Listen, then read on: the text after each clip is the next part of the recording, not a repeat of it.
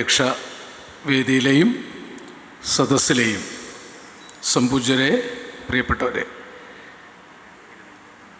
MT ഇല്ലാത്ത തുഞ്ചൻ പറമ്പിലെ സാഹിത്യോത്സവവും പുസ്തകോത്സവവും കലോത്സവവുമാണ്. 33 വർഷം ഞാനാണ് സ്വാഗതം പറഞ്ഞത്. അപ്പോഴൊക്കെ വാസുവേട്ടൻ ഇവിടെ ഉണ്ടാകും. വാസുവേട്ടനില്ലാത്ത ഒരു കലോത്സവം ഉണ്ടായിട്ടില്ല. തീരെ വയ്യാത്ത സമയത്ത് പോലും ഞങ്ങൾ നിർബന്ധിച്ച് അദ്ദേഹത്തെ ഇവിടെ പിടിച്ചിരുത്തും. ഈ മഹത്തായ സ്മാരകം MT എന്ന യുഗപ്രഭാവനായ എഴുത്തുകാരൻ്റെ, ഭാഷാസ്നേഹിയുടെ, സാംസ്കാരിക നായകൻ്റെ, നമ്മുടെ എല്ലാം വാസുവേട്ടൻ്റെ ഭാവനയും സ്വപ്നവും കണ്ണീരും കൂടി ചേർന്നതാണ്. ഷേക്സ്പിയറിൻ്റെ സ്മാരകം പോലെ എൻ്റെ ഭാഷയ്ക്ക് ഒരു സ്മാരകമുണ്ടാക്കണം എന്നാഗ്രഹിച്ച് തുഞ്ചൻ പറമ്പിൽ വന്നതിന് ശേഷം ലോകോത്തര നിലവാരത്തിലേക്ക് ഈ സ്മാരകത്തെ ഓരോരോ കല്ലും എടുത്തു വെച്ച് വളർത്തിയത് MT നേരിട്ട് നിന്ന് നേതൃത്വം വഹിച്ചിട്ടാണ്. അദ്ദേഹത്തിൻ്റെ വിയർപ്പ് തുള്ളി വീഴാത്ത ഒരു കല്ല് പോലും ഈ സ്മാരക കെട്ടിടങ്ങളിലില്ല. സ്വന്തം പ്രശസ്തി വിറ്റാണ് ഈ സ്മാരകത്തിന് അദ്ദേഹം മുതൽ കൂട്ടിയത്. തൻ്റെ പുരസ്കാരങ്ങൾ, അതിൻ്റെ തുകകളൊക്കെ ഈ സ്മാരകത്തിന് സമർപ്പിച്ചു. ഇന്ത്യയിൽ മുഴുവൻ നിറഞ്ഞു നിന്ന ഒരു അക്ഷര താരമായിരുന്ന കാലത്ത് അദ്ദേഹത്തിന് ജ്ഞാനപീഠ പുരസ്കാരം കിട്ടിയ ഘട്ടത്തിൽ പോയിടത്തു നിന്നൊക്കെ എനിക്കൊന്നും വേണ്ട, എൻ്റെ തുഞ്ചൻ സ്മാരകത്തിന് നിങ്ങൾ എന്തെങ്കിലും തരണം, അങ്ങനെ ലക്ഷങ്ങളുമായിട്ട് അദ്ദേഹം തിരിച്ചു വന്ന കാലം ഓർമ്മയുണ്ട്.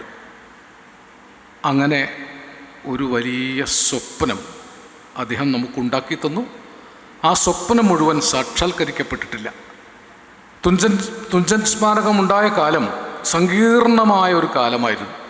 ജാതിയുടെയും മതത്തിൻ്റെയും ഒക്കെ അതിക്രമങ്ങളിലേക്ക് പൊതുസമൂഹം മാറ്റപ്പെട്ടുകൊണ്ടിരുന്ന കാലം.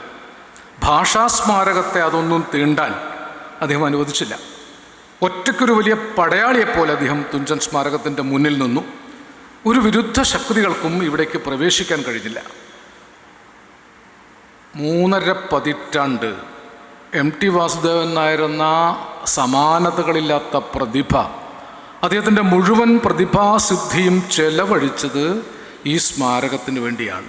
കാര്യമായിട്ട് അദ്ദേഹം ആ കാലത്ത് എഴുതിയിട്ടില്ല. ചില സിനിമകളുടെ തിരക്കഥകളും വാരാണസി എന്നൊരു നോവലും ഏതാനും കഥകളും മാത്രമേ ആ കാലത്ത് MT എഴുതിയിട്ടുള്ളൂ.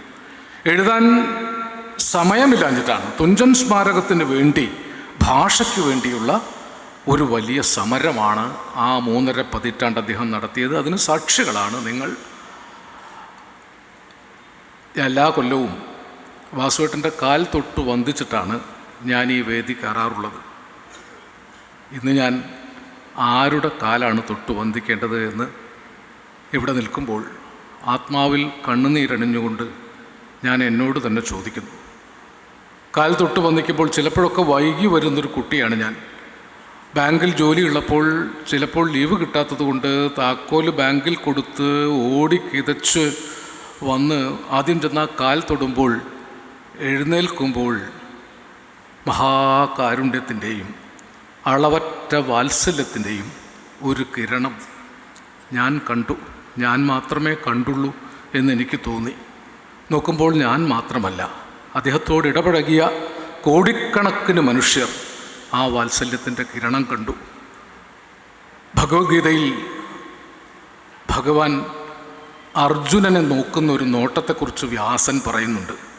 ലോകത്തിൻ്റെ മുഴുവൻ ദുഃഖങ്ങൾക്കും മുഴുവൻ വേദനകൾക്കും യാതനകൾക്കും സമാധാനമായ ഒരു കിരണമാണ് മാധവൻ്റെ കണ്ണിൽ നിന്ന് അർജുനൻ കണ്ടത്. വാസുദേവൻ ഒരർത്ഥത്തിൽ അങ്ങനെയും ആണല്ലോ. അങ്ങനെ ഞാൻ നോക്കുമ്പോൾ എനിക്ക് മാത്രമാണെന്ന് തോന്നി. നന്ദേട്ടൻ തോന്നുമ്പോൾ നന്ദേട്ടൻ്റെ സ്വന്തമാണെന്ന് തോന്നി. മണമ്പൂർ രാജൻ ബാബുവും PK ഗോപിയും, മരിച്ചുപോയ നമ്മുടെ ഹംസ പുളയ്ക്കലും പ്രേമനും മജീദും ഇവിടുത്തെ പ്രശാന്തും കൃഷ്ണനും ഇവിടുത്തെ പണിയെടുക്കുന്ന എല്ലാ കൃഷ്ണൻകുട്ടി മാഷും ആൻറ്റോ മാഷും ഇവിടെ പ്രവർത്തിച്ചു കൊണ്ടിരുന്ന എല്ലാ മനുഷ്യരും അളവറ്റ കാരുണ്യത്തോടു കൂടി MT അവരെ ചേർത്ത് പിടിച്ചിട്ടുണ്ട് എന്ന് വിചാരിച്ചു. ഇപ്പോഴും അങ്ങനെ വിചാരിക്കുന്നു. കോടിക്കണക്കിന് മനുഷ്യരാണ് MT ഇല്ലാതായപ്പോൾ അനാഥരായത്. ഞാൻ വിചാരിച്ചു എനിക്ക് മാത്രമാണ് അനാഥത്വമെന്ന്. ഞാൻ പോയിടങ്ങളിൽ MTയെക്കുറിച്ച് പറയാൻ പല സ്ഥലങ്ങളിൽ പോയി, സിംഗപ്പൂരടക്കം. അവിടെയൊക്കെ സിംഗപ്പൂരിലൊക്കെ നൂറുകണക്കിന് മനുഷ്യർ MT പോയപ്പോൾ ഞങ്ങൾക്ക് ആരുമില്ലാതായി എന്ന് വിചാരിച്ചു. ഒരു എഴുത്തുകാരൻ മരിച്ചപ്പോൾ ഇത്രയേറെ മനുഷ്യർ അനാഥരായത് എൻ്റെ ഓർമ്മയിൽ വേറെയില്ല. മനുഷ്യർ മാത്രമല്ല, ഇവിടുത്തെ മരങ്ങൾ, ഇവിടുത്തെ കെട്ടിടങ്ങളിലൊക്കെ MTയുടെ വിയർപ്പുണ്ട്, MTയുടെ സ്വപ്നമുണ്ട്. ഇവിടുത്തെ ഓരോ മൺതരിയും, ഇവിടുത്തെ എല്ലാം, ഇവിടുത്തെ മാത്രമല്ല, താന്നിക്കുന്നിൻ്റെ താഴ്വരയിൽ മിണ്ടാപ്രാണികൾ തൊട്ട് വടക്കേപ്പുഴയും തെക്കേപ്പുഴയും പൂമാൻ തോടും കൈതക്കാടും താന്നിക്കുന്നിനപ്പുറം പറക്കുളം മേച്ചിൽപ്പുറവും അവിടുത്തെ വംശമറ്റുപോയ കണ്ണാന്തളി ചെടികളുമടക്കം MT ഇല്ലാതായപ്പോൾ പ്രകൃതി മുഴുവൻ കരയുന്നത് പോലെ എനിക്ക് അനുഭവപ്പെട്ടതൊരു പക്ഷേ എൻ്റെ വ്യക്തിഗതമായൊരു തോന്നലായിരിക്കാം. എങ്കിലും ഞാൻ വിചാരിക്കുന്നു, വാസുവേട്ട അങ്ങ് ഇവിടെ ഉണ്ട്, വൈശാഖൻ മാഷിത ഞങ്ങളെ നയിക്കാൻ ഞങ്ങളുടെ മുമ്പിലുണ്ട്. വാസുവേട്ടൻ്റെ കൈ പിടിച്ച് എപ്പോഴും കൂടെ ഉണ്ടായിരുന്ന ആളാണ്. വാസുവേട്ടൻ്റെ പിന്തുണയായി നിന്നയാളാണ്. MT വാസുദേവൻ നായരാണ് എൻ്റെ കഥ തിരസ്കരിച്ചത് എന്ന് അഭിമാനത്തോടു കൂടി പറഞ്ഞ ആളാണ്. എൻ്റെ കഥ പുരസ്കരിച്ചതും അദ്ദേഹമാണ്. അപ്പം ഞങ്ങളിവിടെ ഒരു കുടുംബമാണ്. ആ കുടുംബത്തിൻ്റെ നാഥൻ ഈ പറമ്പ് വിട്ടൊഴിഞ്ഞു പോയി എന്നൊരിക്കലും ഞാൻ വിചാരിക്കുന്നില്ല. മനുഷ്യർ മരിക്കുന്നില്ല എന്നത് അന്ധവിശ്വാസമല്ല. വൈലോപ്പിള്ളി മാഷ് എഴുതിയിട്ടുണ്ട്, മരിച്ചവർ വന്ന് നയിപ്പൂ ലോകത്തെ, ചരിത്രം ഈ കഥ വിളിച്ചു ചൊല്ലുന്നു. സഹസ്രാബ്ദങ്ങൾക്ക് മുമ്പ് മരിച്ചുപോയ ബുദ്ധൻ മരിച്ചിട്ടില്ല. സഹസ്രാബ്ദങ്ങൾക്ക് മുമ്പ് മരിച്ചുപോയ യേശുദേവൻ, കുരിശേറ്റിയ യേശുദേവൻ മരിച്ചിട്ടില്ല. യേശു പുനർജനിച്ചു എന്ന് തന്നെ നമ്മൾ സങ്കല്പിച്ചു. മുഹമ്മദ് നബി മരിച്ചിട്ടില്ല. കാൾ മാർക്സ് മരിച്ചിട്ടില്ല. മഹാത്മജി മരിച്ചിട്ടില്ല. എണ്ണമറ്റ എഴുത്തുകാർ, ഷേക്സ്പിയർ, ഡെസ്തവ്സ്കി, വിക്ടർ യൂഗോ തുടങ്ങി എത്രയെത്രയോ ലോകോത്തര എഴുത്തുകാർ മരിച്ചിട്ടില്ല. അവരുടെ ഓരോ വാക്കും വായിക്കുമ്പോഴൊക്കെ അവർ പുനർജനിച്ചു കൊണ്ടിരിക്കുന്നു. എഴുത്തുകാരൻ എഴുതുമ്പോൾ ഇല്ലാതായി, പിന്നെ വായിക്കപ്പെടുമ്പോൾ കോടിക്കണക്കായി പുനർജനിച്ചു കൊണ്ടിരിക്കുന്നു. ഒരുപക്ഷെ മലയാളത്തിൽ ഇത്രയേറെ മനസ്സുകളിൽ പുനർജനിച്ച, ഇനിയും പുനർജനിക്കാനിടയുള്ള ഒരു എഴുത്തുകാരൻ MT വാസുദേവൻ നായരെ പോലെ വേറെയില്ല. പുറമേക്ക് പരുക്കനാണെന്ന് ആളുകൾ പറയും, ചിരിക്കില്ല എന്ന് പറയും. ഒരു തരത്തിലും ആളുകളെ പ്രീണിപ്പിക്കാൻ അറിഞ്ഞുകൂടാ. സ്നേഹം പ്രകടിപ്പിക്കാൻ അറിയാതിരുന്ന ആ മനുഷ്യൻ്റെ ഉള്ളു നിറയെ സ്നേഹമായിരുന്നു. ഹംസയ്ക്കും മജീദിനൊക്കെ പറയാനുണ്ടാവും അദ്ദേഹത്തിൻ്റെ സ്വകാര്യമായ അദ്ദേഹം കൊടുത്ത സ്നേഹത്തെക്കുറിച്ച്. ഓരോരുത്തർക്കും ഉണ്ടാവും. ആ ഉള്ളു നിറയെ, പുറം കഠോരം എന്ന് പണ്ട് കവി പറഞ്ഞതുപോലെ, നാളികേര പാകത്തിൽ അകത്തേക്ക് ചെന്നാൽ ഇളനീർ തെളി മധുരമുള്ള അലിവ് മാത്രമുണ്ടായിരുന്ന ഒരാൾ. ഇത്രയേറെ അലിവ് ഉള്ളിലില്ലെങ്കിൽ ഇത്രയേറെ ആർദ്ര നിമിഷങ്ങൾ സൃഷ്ടിക്കാൻ ഒരു എഴുത്തുകാരന് സാധിക്കുകയില്ല. ഈ വേദനയൊക്കെ സ്വയം സഹിച്ചിട്ടാണ് അപ്പുണ്ണിയുടെ വേദനയും ഗോവിന്ദൻകുട്ടിയുടെ വേദനയും ഭീമസേനൻ്റെ വേദനയും സുധാകരൻ്റെ വേദനയും വിമലയുടെ വേദനയും ബുദ്ധുവിൻ്റെ വേദനയും വേലായുധേട്ടൻ്റെ വേദനയും പകിടകളിക്കാരൻ കോന്തുണ്ണി നായരുടെ വേദനയും സൈതലവിയുടെ വേദനയും അടക്കം അദ്ദേഹം എഴുതിയ എല്ലാ കഥാപാത്രങ്ങളുടെയും വേദനകൾ ഉള്ളിൽ സഹിച്ചാണ് ഒരുപക്ഷെ ടോളറൻസിൻ്റെ പരിപൂർണതയാണ് അദ്ദേഹത്തിൻ്റെ മൗനം. ആ മൗനത്തിൽ അദ്ദേഹം ജീവനിൽ സഹിച്ച അനേകം സങ്കീർണ വ്യഥകളുണ്ടായിരുന്നു. അതൊക്കെ അദ്ദേഹം ഇറക്കി വെച്ചത് തുഞ്ചൻ പറമ്പിലാണ്. എൻ്റെ ഭാഷ ഞാൻ കുടിക്കുന്ന കുളിർവെള്ളമാണ്. എൻ്റെ ഭാഷ എൻ്റെ ആകാശമാണ്, ഞാൻ കാണുന്ന ആകാശമാണ്. ഞാൻ ചവിട്ടി നിൽക്കുന്ന മണ്ണാണ്. എൻ്റെ ഭാഷ ഞാൻ എപ്പോഴും ചെന്ന് ചേരാൻ ആഗ്രഹിക്കുന്ന വീടാണ്. എൻ്റെ ഭാഷ ഞാൻ തന്നെയാണ് എന്ന് MT പറഞ്ഞു. തളരുമ്പോൾ സ്വന്തം മണ്ണിൽ കെട്ടിപ്പുണർന്ന് കിടന്ന് ഊർജം വീണ്ടെടുക്കുന്ന ട്രോജൻ പടയാളിയെപ്പോലെ MT കൂടല്ലൂർക്ക് 1000 തവണ വരുന്നതിന് ഞാൻ സാക്ഷിയായിട്ടുണ്ട്. ചെറിയമ്മയെ കാണാൻ പോകുമ്പോൾ എത്രയോ ഞാൻ കൂടെ പോയിട്ടുണ്ട്. വ്യക്തിപരമായ അനുഭവങ്ങളൊന്നും പറയുന്നില്ല. ഒരിക്കൽ എൻ്റെ വീട്ടിൽ പലതവണ വന്നു. ഒരിക്കൽ എൻ്റെ ഭാര്യ വീട്ടിൽ വരാനിട വന്നു. അന്ന് എൻ്റെ ഭാര്യാപിതാവ് ഒരു വലിയ നായയെ വളർത്തിയിരുന്നു. ആരെ കണ്ടാലും ഭൂലോകം കിട്ടുങ്ങുമാറ് കുരച്ച് പേടിപ്പിക്കുന്ന ഒരു നായയായിരുന്നു. MT ആ നായയുടെ കൂട്ടിനടുത്ത് പോയി നിൽക്കുന്നത് ഞാൻ കണ്ടു. വാത്സല്യപൂർവ്വം ആ നായയെ നോക്കി. നായ വളരെ വളരെ അനുസരണയുള്ള അപരിചിതനായ മനുഷ്യന് മുമ്പിൽ വാലാട്ടി നിന്നു. ഞാൻ അത്ഭുതത്തോട് ചോദിച്ചു, ഈ നായ ഭയങ്കര അപകടകാരിയാണ്. അപ്പം അദ്ദേഹം എന്നോട് പറഞ്ഞൊരു വാചകം, എൻ്റെ മുമ്പിൽ നായ്ക്കളൊന്നും കുരയ്ക്കാറില്ല എന്ന്. ഞാൻ വിചാരിച്ചതൊരു ആലങ്കാരികമായ ഭാഷ പറയായിരിക്കും എന്നാണ്. അദ്ദേഹം മരിച്ചപ്പോൾ പലരും കുരയ്ക്കാൻ തുടങ്ങി. അദ്ദേഹം ജീവിച്ച കാലത്ത് പലരും കുരച്ചിരുന്നില്ല എന്ന് അദ്ദേഹം ആലങ്കാരികമായി പറഞ്ഞതായിരിക്കും എന്നാണ് വിചാരിച്ചത്. പക്ഷെ അതങ്ങനെയല്ലത്രേ. നായ്ക്കൾ എത്ര ഭീകര നായ്ക്കളെയും എം ടി ഒന്ന് നോക്കിയാൽ നിശബ്ദരാക്കുന്ന ഏതോ ഒരു സിദ്ധി അങ്ങനെ പലതും എം ടിക്കുണ്ടായിരുന്നു. ആ സിദ്ധികളിലൊന്നാണ് വെറും പൂഴിമണ്ണിൽ നിന്ന് അലാവുദ്ദീൻ്റെ അത്ഭുത വിളക്ക് പോലെ മലയാള ഭാഷയ്ക്ക് ലോകോത്തരമായ ഒരു സ്മാരകം നിർമ്മിക്കാൻ എം ടി നടത്തിയ സഹനവും സ്നേഹവും നിറഞ്ഞ സമരം. ആ സമരത്തിൻ്റെ കൂടെ ഉണ്ടായിരുന്ന ഞങ്ങൾ കണ്ണുനീരണിഞ്ഞ് ആ വലിയ മനുഷ്യൻ്റെ ഓർമ്മകൾക്ക് മുമ്പിൽ നമസ്കരിക്കുന്നു.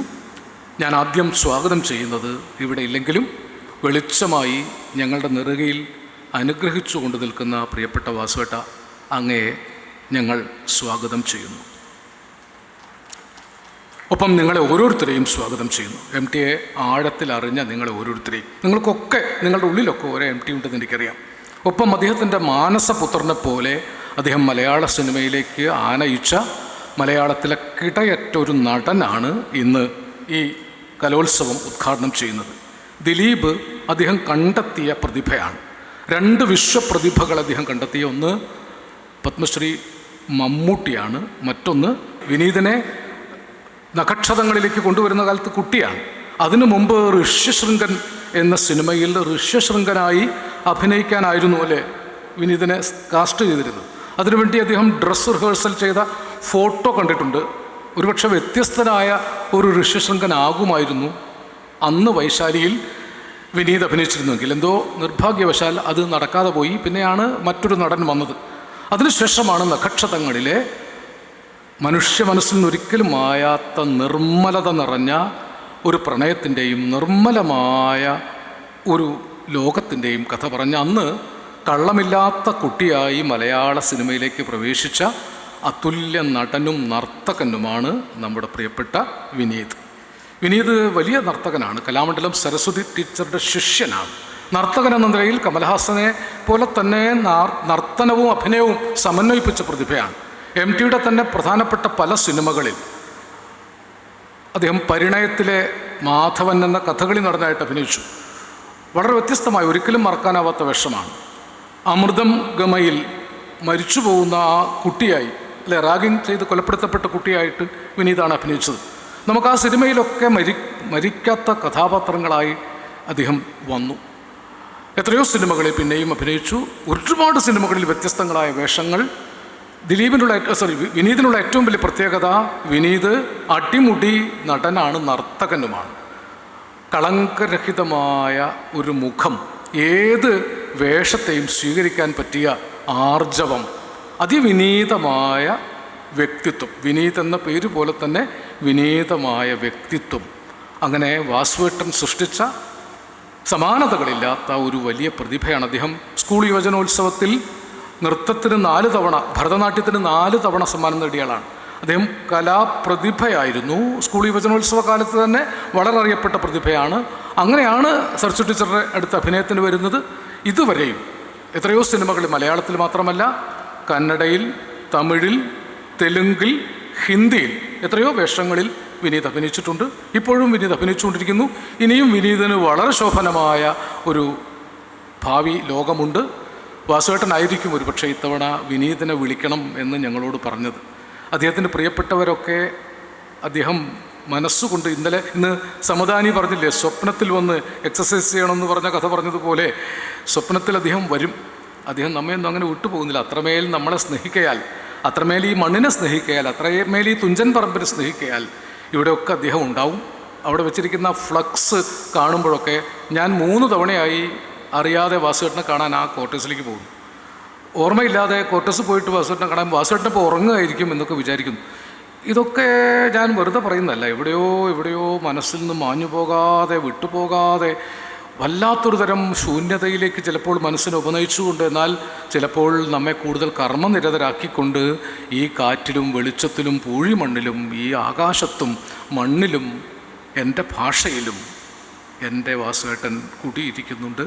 ആ വാസുവേട്ടന് വേണ്ടി, നിങ്ങൾക്കൊക്കെ വേണ്ടി ഞാൻ വാസുവേട്ടൻ്റെ പ്രിയപ്പെട്ട വിനീതിനെ ഹൃദയപൂർവ്വം സ്വാഗതം ചെയ്യുന്നു.